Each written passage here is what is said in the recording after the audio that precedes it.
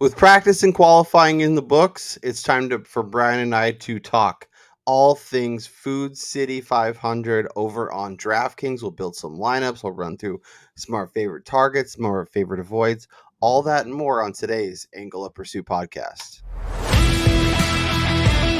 Ross Chastain used the wall all the way around this racetrack. Logano has been the class of the field. Check out the big brain on Brad. Yeah, I need to change my underwear. Brian, Twining, practice done, qualifying done. We are recording this at 6 o'clock on the West Coast, 9 Eastern. Just a heads up for everyone before we dive into anything. As of right now, outrights aren't posted, so haven't been reposted. We will check before we get out of here, but there's a good likelihood nothing will be up, which means you need to go over to the Substack. You need to subscribe. Yep. You need to get that in your email inbox. It's completely free. You get our thoughts there in terms of DraftKings picks, in terms of favorite bets, and you get the full betting card. So it doesn't cost you a thing, helps us out. And when days like this, when qualifying is late, practice is late, it makes the sports books late. And because Brian and I have a million and one things to do, we record a little early. We have to get it knocked out when we can get it knocked out. So go subscribe over there. We will also be on Twitter, I'm sure, throughout the evening.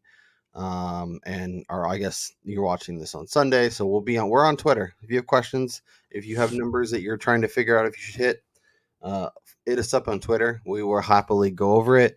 I would also recommend checking out Chris Wormy's pre-race poll, which is usually about an hour before the green flag drops. So you can get in there, ask a few questions of him as well. He's a professional NASCAR bettor, so he's a really smart guy, has some good thoughts, and Brian and I are usually in there chatting it up and having a good time as well. So, Brian Twining, live from your house, not right this way, not from Las Vegas, not Bristol. You're finally home for a weekend. How does it feel?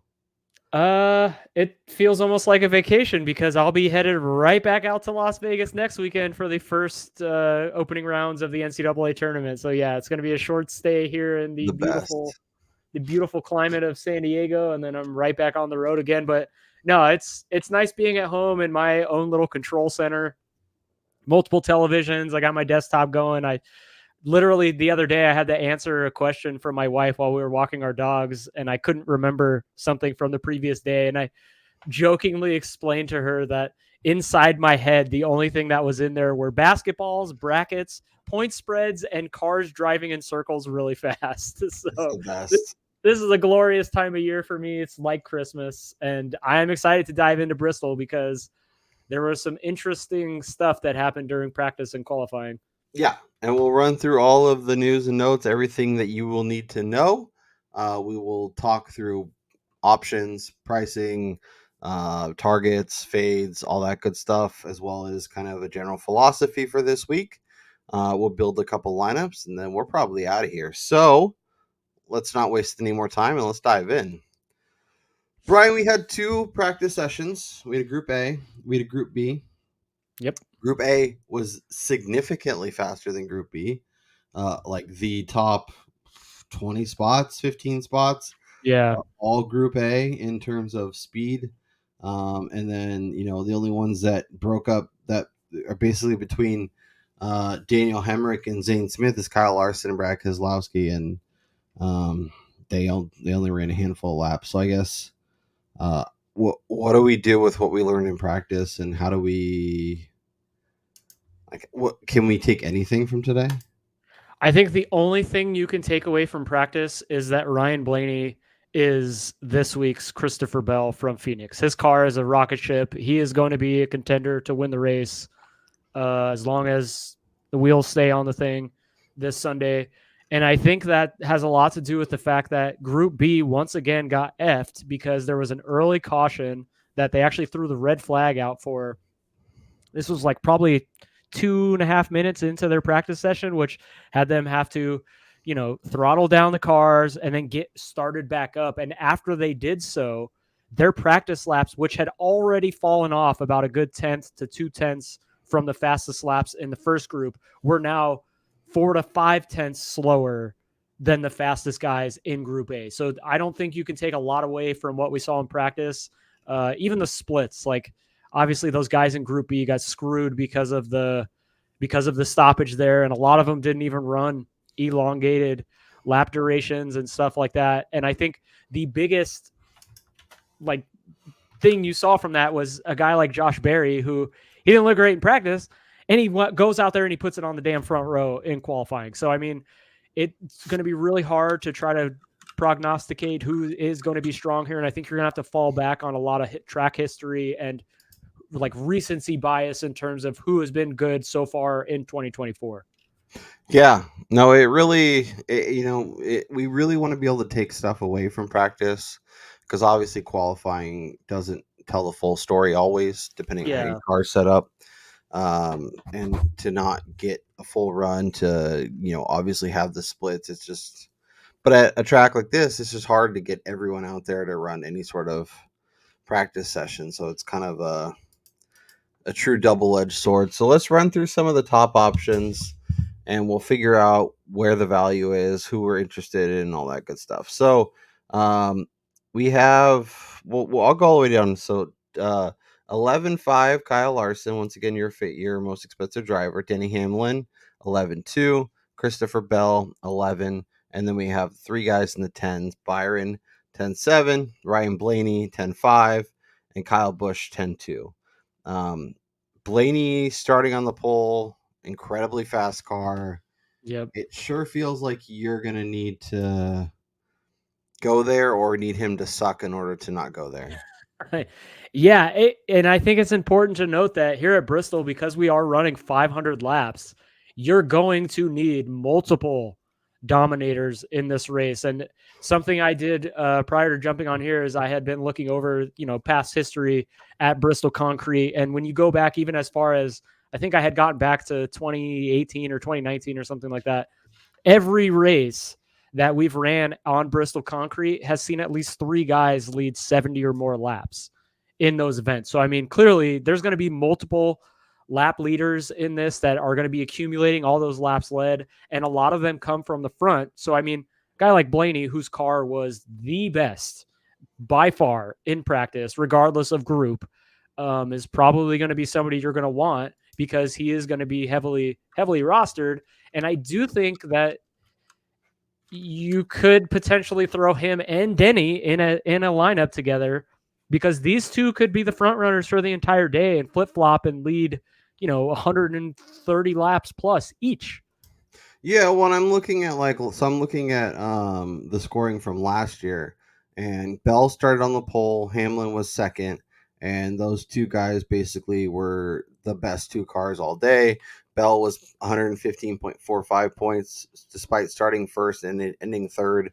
Denny was 115.25, starting second, finishing first.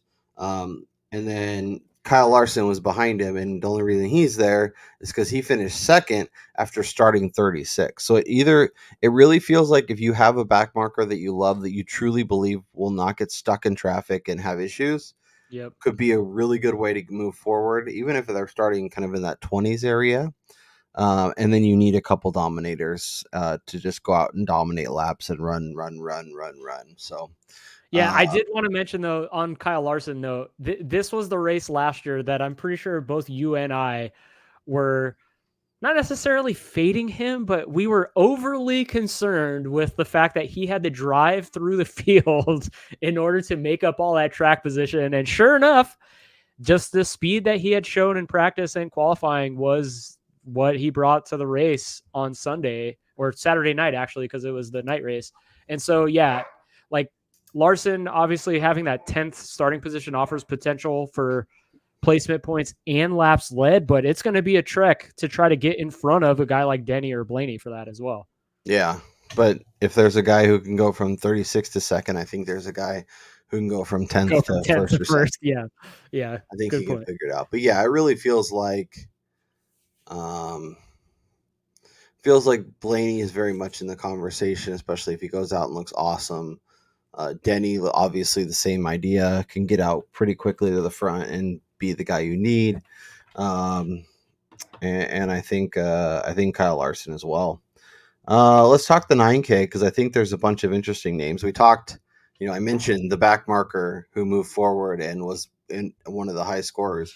Maybe he doesn't quite do what Kyle Larson did, but there was a lot of optimism between the two of us for Christopher Buescher when we talked earlier in this week. Starting 34th, he's expensive at 9,800, but could easily be a top 10 car and be really important to lineups. And if he goes from, like, for example, Ricky Stenhouse went 25th to 10th, and Chris Buescher went 20, and the aforementioned Chris Buescher last year went 20th to 4th, and they were 5th and 6th in DraftKings scoring respectively. So Chris Buescher could absolutely be that guy again, and even if he doesn't get to even a top 5, could be very valuable even at his price tag. Logano starting 4th, Buescher's teammate Brad Kay starting 17th, Tyler Reddick starting 23rd. That's the 9K range. I think all those guys are very interesting. So I guess from your perspective, Brian, are you worried about RFK given what we saw? Or do you think there's an opportunity here given where they're starting based on our optimism from earlier in the week? Yeah, I definitely think somebody like Buescher, who we've seen run incredibly well here. I mean, he won the night race back in 2022, where he led 169 laps in doing so. So it's not like, and that was from the 20th starting position, by the way. So it's not like he started at the front in order to do that. I do think he's at a pretty significant disadvantage, though, starting near the back. But that had a lot to do with him losing grip coming out of one of the corners during qualifying. So I don't take too much from that. I do think he's a decent play. I worry though that he's going to have the top line speed in order to get up there and actually lead laps because of guys like Denny, Larson, Bell, Blaney, like all those guys starting up there, and then even that SOB Joey Logano starting 4th. Like if anybody's going to maintain track position and just prevent people from passing him to stay up there, it's going to be somebody like him. And although I don't think too highly of him in terms of the betting market, I mean, he could be a contrarian play from the top of the board, dudes. And then Brad Kay, like, he's really been doo-doo. Like, he was not good last week in Phoenix, and then Vegas, he really disappointed. So I'm almost in like a wait and see mode with him. Like, he's got to prove it to me first before I consider. Yeah, it really feels like RFK could be a leverage position this week where you can get off of some ownership and have potential upside, but there's also a lot of risk with those two guys. So Yeah. I think I'm with you. I think I feel better about Buescher than Keselowski. And honestly, they were both primed for an awful day again last week. If not for that caution following the pit cycle and the field getting flipped. So there definitely is a reason for concern, but maybe that gets us some potential ownership leverage, and then we're able to, if the one of those guys pop, then we're really happy. What about the Red Dog? 9K starting 23rd. He's in a good position to move forward. I know he wasn't great in practice. He did get better, obviously. Was one of the very few cars that ran 25 and 30 laps. Do you think there's anything there with him, or is he somebody you're just kind of like, whatever? Yeah, I don't know. I mean, clearly you got to account for the fact that Toyotas are, at the moment, I would say the manufacturer in the garage. So I definitely think there's something there. I mean, you saw Denny Hamlin, how fast he is. And you saw Christopher Bell, obviously he's highly touted at Bristol. So, I mean, I don't discount Reddick, but just knowing he doesn't have the greatest history here and then where he's starting, like, I don't know. For me, he's more of like a betting play than he is a DFS guy because I think maybe he finishes top 10 and yeah, you get like 10 placement points, but I don't really necessarily see him leading a bunch of laps or having fastest laps either. Yeah. I don't know. He's interesting. I do want to mention, you mentioned it, I think on Tuesday when we talked, despite this being a short track, they're not using using the new short track package. So it's something to be aware of and something to be, obviously when you're building lineups, just really be open to what we've seen in the past and not overlook some things. Yeah, because I'm pretty sure, if I'm not mistaken, I heard last week in Phoenix, they're using the same tire compound that they did the same tire combination that they did last year, but they're using the intermediate package. So it's like, who the hell knows what we're going to get out of this race? Especially, this is the first time that we've run in the spring here, Bristol on concrete, since 2019, I believe, as well. So, there's not a lot of recent history because the track conditions are going to be much different than what we've seen in the years past of them coming here in the fall or late summer. Yeah, and it's not going to be nearly as hot, and that might mean better things for the tires. We'll see how that all happens. I wish we could have gotten a little more data on that during practice, but let's talk 8K. Martin Truex starting 11th. Ross Chastain starting 36th at 8.5. Chase Elliott, average ass or not so average ass, starting 5th, and Tyrone Gibbs 19th, starting at 8K. I will say Ty Gibbs is going to be very popular this week, I feel. Yeah, so if you didn't catch practice, I think there's a pretty good possibility that Ty Gibbs actually has to go to the rear of the field because he's the one that caused the red flag conditions in Group B. And he came back in, and all they kept talking about on the radio chatter was that he had something broken.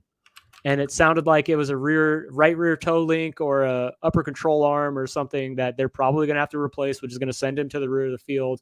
And if that happens, you're surrendering, 18 spots or 17 spots right off the bat from his, jotted down starting position of 19th. Now, we saw Kyle Larson work his way from the back of the field to the close to the front rather quickly here. And another thing I had gone back and looked at is the reason why we didn't like Larson last year was the possibility of him getting lapped because he would get stuck behind slower cars. After looking at the recent history at this track, I'm not so worried about that anymore because we're probably going to get a caution rather quickly here as the longest green flag run we've had at Bristol Concrete over the last 8 races, we'll just call it, here before the first caution was only 80 laps. So it's not like these guys are running all the way through stage 1 and then, having the first caution. Like, there's probably going to be somebody that gets spun early here, and Gibbs's car is more than equipped to pass the guys in the back. And so I'm not so worried about that. I think you might gain leverage on him if he does have to go to the back tomorrow. Maybe people jump in and take him out of their lineup. So he's somebody to definitely watch on that type of news. Yeah, I'm just scrolling through Pockress's tweets to see if there's any info about potentially starting in the back. I am finding some info though. Busher, Byron, and John Hunter are all talking about the resin on the track and how frustrating it is. So I'm curious to see how it's going to be wild, man. Yeah, maybe we even get a caution before 80 laps. Oh, dude, I'm pretty confident that tomorrow the first caution will probably be thrown in between like 35 and 45 laps. Like I really think we're going to get some funkiness to this race, especially early on. Yeah. Let's talk 7Ks. Bubba Wallace starting in the top 10. Alex Bowman 29th. Chase Briscoe 6th. Eric Jones and Daniel Suarez round out the 7K range. Briscoe starting near the front. Josh Berry starting near the front. I typically like SHR at shorter tracks. But are they in spots where they're not appealing, or is there potentially some value there given they're not going to be on highly owned and can do well here? Yeah, Briscoe was somebody that coming into the week, a lot of people were high on. You and I talked about him on the show earlier in the week. We grabbed the 80-1 outright ticket, which that's gone. That's long gone. Now, can he actually win the race? I don't know. But starting 6th, $7,300. Like, if you want to go completely contrarian here and you're building a bunch of lineups, I don't think it's a bad idea to grab somebody that's been good here in the past, like good on short tracks, in the past, and Fords have clearly found something in terms of speed. I mean, his teammate Noah Gragson has been incredible the last couple of weeks. So why can't the 14 car find that same type of mojo going here at Bristol? So I don't hate that. I think Bowman is a fine play. I mean, he's much better than a 29th place car. He's probably going to finish near the top 10. So I think you get placements there. And then outside of that, I don't really like very much of these because Wallace starting inside the top 10 is not really intriguing, especially like I don't expect him to win. So you're not getting much in terms of placement points, and then all the other auxiliary stats are probably not going to come either. Yeah, Briscoe is like kind of an interesting like second dominator, obviously starting near the front, but you really have to have faith that he can Yeah. move forward and be in contention. He's shown the ability to do it in the past, but I don't know. It's interesting. He's not somebody that I would be like, oh yeah, I got to have him in like a quarter of my lineups. He's like a 5% type of dude. As we dive into the 6K range, where we have a plethora of names starting in a variety of spots, we have a couple other names who are in that similar boat that maybe make more sense given where they're starting and given the discount we're getting. So we have Michael McDowell starting 7th, Gragson 22nd, Stenhouse 27th, Josh Berry starting 2nd, Corey LaJoy, Austin Dillon, Austin Cindric, AJ Allmendinger, and John Hunter Nemechek round out the 6K range. A lot of options here. Who is the name or two that is most appealing to you from this range? I'm going to stick with Mr. McDriver, man. Like we talked about him earlier in the week. This alliance with Penske has definitely propelled this Front Row Motorsports Club. No, I just called him club. This Front Row Motorsports Premier League. Yeah, into like another atmosphere. I mean, he's bringing speed every single week, unloading off the hauler. He's been good here. He's manufactured decent finishing positions. I don't know if he's somebody that could go out and lead triple-digit laps or even be one of those 3 guys that leads 70 or more laps. But on the off chance that, say, 2 guys up front are battling hard for a stage win and they wind up wrecking, I think he definitely does then become one of those options to do that. So again, on a contrarian play, I think more so than Briscoe, I'd feel more comfortable putting McDowell in there for that type of, play. Okay. And Josh Berry is a no-go for you, given where you're starting, what we expect from him? Oh, no. Okay. Absolutely not. I think Josh Berry is somebody that you should definitely consider because we don't have a lot of data on him, and I think that's going to scare a lot of people off. And he's also in a car. Again, we're going back to SHR here. He's also in a car that Kevin Harvick used to drive here that was really good. Yeah. So obviously he's in the equipment. He threw down the second fastest lap during the second part of qualifying. So it's not like he doesn't have top end speed. Yeah. Yeah. And if you're looking for a second dominator and you want to save salary, he seems like a great option. So would you, rank them: McDowell, Josh Berry, Chase Briscoe? I'm really high on McDriver this week. I mean, admittedly, I got a top 10, so I like him.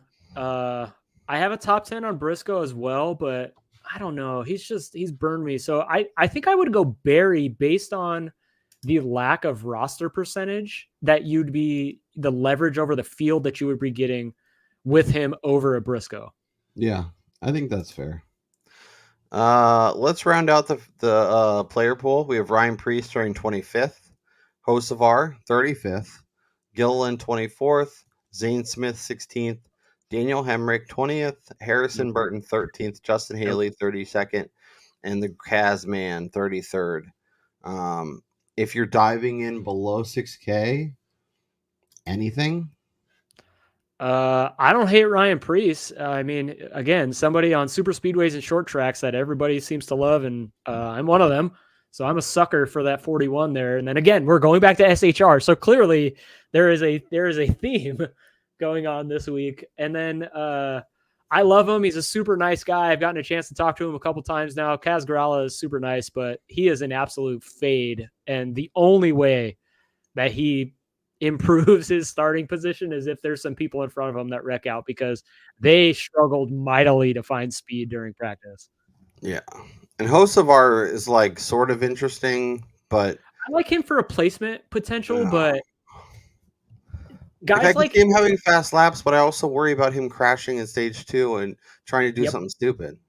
Well, so I was just gonna say guys like him, and then Ross Chastain is gonna be extremely popular starting at the back because it's Ross Chastain. He's gonna bring speed, but Chastain and Hocevar to me are like they're formed out of the same mold. They're just pedal to the metal, like we're sending it. I was literally just gonna say Hocevar feels like Ross Chastain 2.0. Like he feels like Yeah, that's like coming. I feel like they have the same mentality. And Mm. when you're starting at the back of the pack here, I don't think you could get too aggressive too early. And, Chastain's made some strides in that aspect because he has manufactured good wins this year with maybe not necessarily great cars so far. So who knows? Maybe he's turned the corner there, but just knowing his past and then how Hocevar drives, I think if you were to bet who is the most likely to wreck out first, like I think Hocevar would be one of the shortest odds in that market. Yeah. And that would So be I definitely think he's intriguing, but he's also very risky.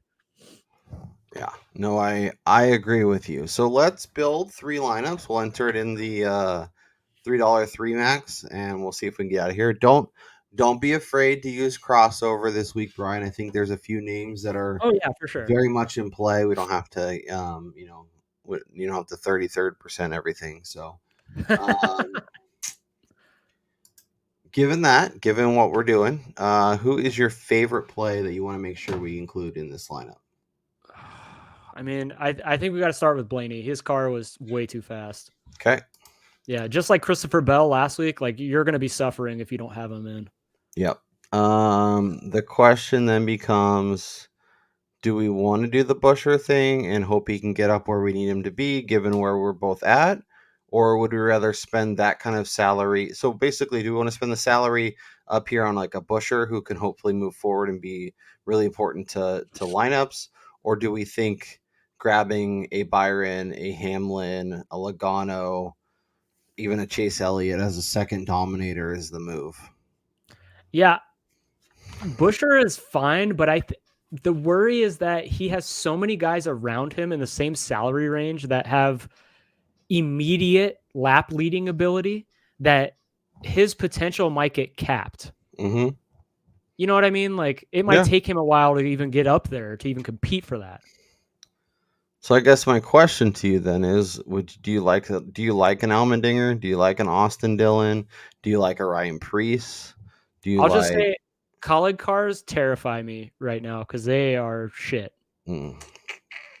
Allmendinger's good, but those cars are like riding a moped versus the field right now. Oh my gosh. All right. Okay. No. I don't hate that. All right. Let's do Barry. So we're gonna get funky. This is what the show is. We should just call ourselves like the Funky crazy bunch? DFS builders. So with that, I think we've saved enough salary. Go all the way to the top. We should put. Yeah, I don't hate that one bit because Kyle Larson's going to be near the front soon, right? That's just the assumption. Okay, so we're about 7,800 a driver. We can go down and get someone super cheap and then go back up. We can target this range. We have Eric Jones, we have Briscoe, we have Bowman, we have Bubba, we have Tyrone, Ty Gibbs at 8K. Gibbs, because of the possibility of him starting at the back, people might pivot off of him. So do people pivot off him, or people see that he started 19th in his track history and be like very excited to play him? Well, yeah, but the thing is that he's losing all those spots, and normally in DFS, like that's not what you want to happen. I agree, but like, does the majority of the field realize that, or do they just see 19 next to his name and go, "Oh, click"? That is true. These are the things I think about. I'm not saying you're wrong. I still think he's got to be in there because he's going to be a top 10 car and he's going to be. And I feel like because we did the Josh Berry thing as our second dominator, it's fine to click his name. Yeah, exactly. We're already different enough. Yeah. So we can do McDowell. We can do. Let's see here. I don't hate McDowell. The only thing about McDowell is, again, I worry about him leading laps, but Yeah. Briscoe below 7,800. Noah Gragson. We could do a third SHR car. It's a little terrifying, but a guy who, admittedly, I didn't do a lot of research on this, but somebody who's received a lot of attention the last day or so, especially after qualifying, was Ricky Spinhouse. Now, do you trust him to keep the wheels on it? I mean, he's been good here. when we're going for DPPs, I think Richard Stenhouse Jr. is very much in play, and I'm going to click his name. Throw him in there. I was literally just looking at his results from last year and expectations, and yeah, he's a click. Yeah, he's been decent. I will create. I will go to NASCAR. I'll click there. Okay. So do we want to start with the Blaney click again? Do we want to? We didn't do Busher last time, so I'm gonna force Busher into this lineup. Well, we need Denny in one of these. Okay, let's do Hamlin here. Do we want any part of Ross, or do we want to let everybody else fall in that landmine and find our value other places? Especially when we're going 34th with Busher here. Look, honestly, Chastain is going to be extremely popular because of where he's starting. I would much rather put Chase Elliott into a lineup because, oh my goodness, hey, he brought speed here, and he's been good here in the past. I'm not out on it. It's crazy. It's gross, I know. And then I think this is a spot where if we're going to pass over Chastain, we probably need somebody like a Hocevar because of the salary savings. He's starting at the back. Like, just get us a top 25 and we're okay.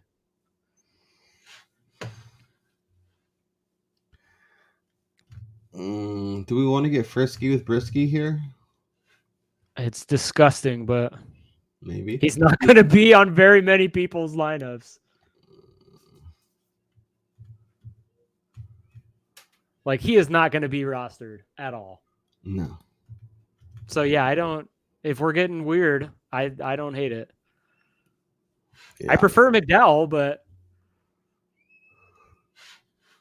does the field prefer McDowell? And I guess, are we different enough with what we have, or do we need to be more different? No, I think we're different enough by having Chase Elliott. Yeah, McDowell is not going to be popular, so... I mean, if you want to throw him in there, look, 8 of the top 10 finishers last year here in the falls all started inside the top 10, so... I have zero interest in Joey Logano. Don't even... So definitely click him is what you're saying. No, absolutely not. Especially since I'm holding a pretty big ticket on Elliott over Logano right now.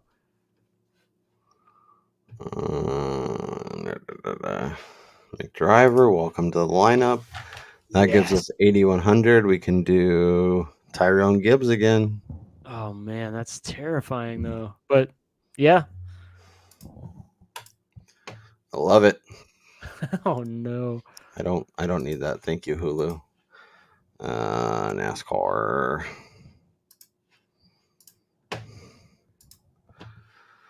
Okay, you take you tee off this time. Christopher Bell or no? Do it. I don't think you can really go wrong with any of the guys here at the top because I think they're all going to be really strong performers. It's just you have to find a right combination of the 3 that are going to be lap leaders, you know? Yeah.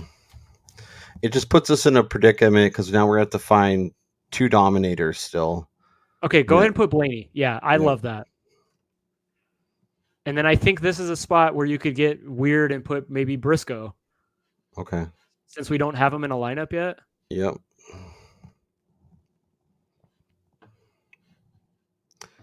I like Priest this week. I think Priest is an easy click. He's sub 6K. He has he's not starting super far back, but he's far enough back, and he allows you to get a little more comfortable with the other picks. Yeah. I mean, I don't hate going back to Stenhouse. I think Gragson's interesting given where he's starting and our expectations of him. Do we like Gregson over Stenhouse? I think it's close enough where I want a bit of both. All right. So I'm going to put him in. Okay, yeah. And that gives us I don't hate it. 8,600, and that opens up a lot. So this could be our Chastain spot. I was just gonna say we could go to Chastain in this spot too, so that we have some exposure there. All right, so we have 2 early dominators. Chris Bell is ideally our get there early enough and then be the guy you need at the end. And then Chastain has a good day. Maybe he gets a top 10, maybe he gets top 5, maybe he's contending. And then Gregson and Priest are strong and not, this feels good. Yeah, and I will say Gregson has won at Bristol. He won there twice in Xfinity, so it's not like this is not a good track for him. I don't love it when it's like it comes together so easily. I feel like I'm missing something and like, what am I doing here? But sometimes you just gotta let it flow, man. You gotta just go. Yeah, the DFS gods are just pointing us in the right way. Giving a quick click over to Caesars as I run. Oh, Brian. We got odds? We got odds. You sure? The odds are in our favor. The odds are in our favor. So we'll just talk outrights. All of our betting card will be up to date on the newsletter, AOP podcast .substack.com. Everything will be in the description. Blaney, your favorite, 4.5 to 1. Denny, 5 to 1. Chris Bell, 6.5. Larson, 7.5 are all inside 10 to 1. Do you have any interest in any of these 4 options? How Kyle Larson is posted at 7.5 when he fired off at 5. When he aborted his lap during qualifying, by the way, it's not like he ran slow. He missed the corner slightly, so he just backed off. Yep. And if anybody is going to come here and literally just say, I don't give a crap about qualifying, who cares? It's him. He did it last year. Yeah. And honestly, if you're asking me to bet one of these, like bet these 4 in what order am I doing it? I think it's Larson, Bell, Hamlin, Blaney. Right? Like, I think in terms of value, in terms of I think they all have really good shots to win the race. We've seen what Bell can do here. We know what Larson does here. Obviously, Denny, and then Blaney has a rocket ship. So all 4 of those. Larson has a freaking average finish of like 3.5 here over the last couple of races. It won't be up to now, but I think I can almost guarantee you I'll have some Ryan Blaney top Ford exposure on my betting card. I'll probably have Larson top Chevy. We'll see what that number is. And then maybe Bell top Toyota. Like the top manufacturer on a lot of these guys is going to be compelling depending on what numbers they give us. Chase has gone from 20 to 10, and guess who didn't add him to his card? 2 thumbs. Now you're adding him? No, I'm gonna dig my heels in. Just so everybody knows where our card sits as of right now. I have McDowell the top 10 at plus 240. We'll see what the number is. I have Buescher over Ross. I have Buescher over Kyle effing Busch. I have Gibbs over Ross. I have Chase Elliott. I did have Chase Elliott top Chevy at 950, so I like having that. I had Larson at top Chevy at 160, and then Gibbs top Toyota at 625. Brian had Reddick at 14. He had McDowell top 10, Briscoe top 10, Kez over Joey Logano, Elliott over Joey Logano. R.I.P. Brian. I told everybody to bet Logano. Exactly. Reddick top Toyota 625, Gibbs top Toyota 625, Buescher top Ford 350, and then a driver to win stage 1 and 2 at 6 to 1. And that's kind of where our card sits now. So Brian is adding Larson. I've yet to add an outright this week, which feels dirty, but I might join you on that Larson. Yeah, the number just seems too long for a guy that's as good as he is at this track to pass up. So if we do inside between 10 and 20, we have Logano, Elliott, Byron, and Kyle Busch. Any interest in any of those 4?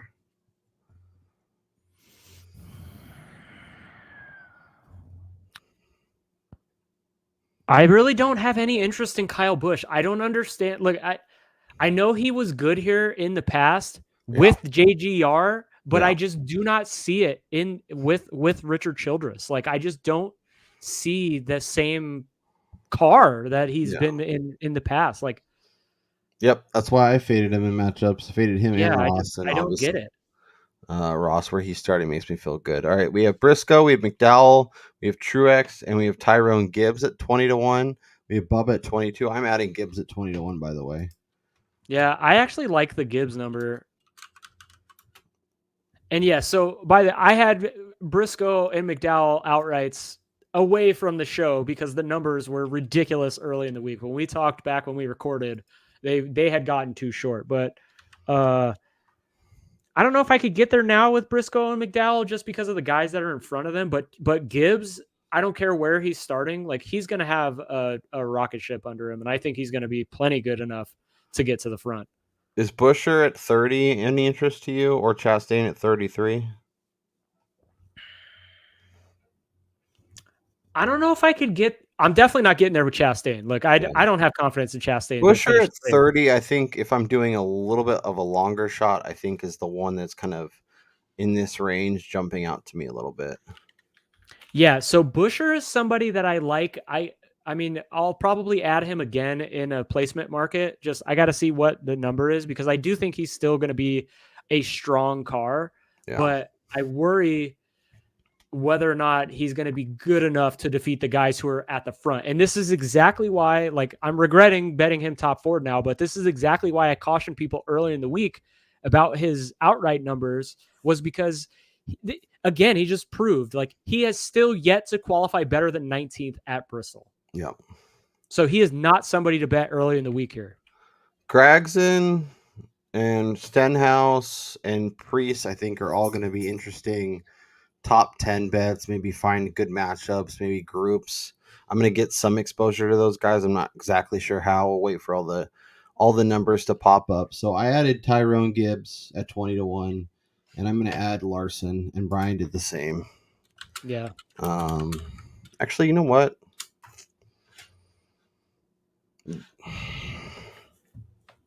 What are you doing? I'm debating Kyle Larson versus Chris Bell. I think these two are really compelling. And I have Larson on top Chevy. Do I want more Larson, or do I want to do the Christopher Bell thing? I mean, I'm already on Gibbs as my Toyota. So I think with Bell, like it's definitely somebody to mention that he might find your card, but I think for him finding what his top Toyota number is and hitting that, because if you get Bell top Toyota at 2.5, 3, I think that's almost a better play than taking him into the outright market because all he has to do is finish ahead of Denny Hamlin essentially at this point. And it may be like 3.5 or maybe even 4, given Denny yeah, is exactly. there. Yep. Given Truex, I don't know, Truex, Gibbs, like they may squish that. I don't know. We'll see what they do. But yeah, the Larson for me, Larson and Gibbs are the only two guys that I'm really like intrigued of adding right now. So at time of recording, Tyrone Gibbs at 20-1 is the only outright I've added. If I add any more, they will be in the newsletter. So make sure you go check that out. aoppodcast.substack.com. You can just go read it. You don't have to subscribe if you don't want to subscribe right away. But it is really nice because Brian and I work on it Saturday night. It gets emailed to you. It's waiting for you when you get up Sunday morning. So you can read through our thoughts, get in our favorite bets early, and kind of move through it. Like I said, Brian and I are both on Twitter. Yes, it's still called Twitter. Feel free Twitter, to X, whatever. reach out to us there. You can also drop questions in the comments here. Brian and I will always try and loop back at least a couple times and respond to everybody. We really appreciate all the comments, all the interactions. We appreciate the likes. If you've yet to subscribe to the channel, make sure you consider doing that. It really does do a lot to help us. It gets our videos to you right away and costs you $0. So if you want to be like, I really like what you guys are doing, I want to help the podcast, what can I do that doesn't cost me a damn dollar? Subscribe to the podcast, subscribe to the newsletter. You've made a tremendous contribution to us, and it's cost you $0 in about 30 seconds of your time. So appreciate everybody who's jumped on. We are marching towards 1,000 subs. If we can get there by All-Star Weekend, Brian and I will do an All-Star blowout and figure out something to do for everybody because we appreciate all the subscribers, all the interactions, all the views. It's been one hell of a start to 2024. We want to keep this gravy train rolling. That is Brian Twining. I'm Kyle Robert. Let's win all the money on DraftKings. Let's go crush our bets. And we can buy an island and celebrate down the road. We'll talk to you next time.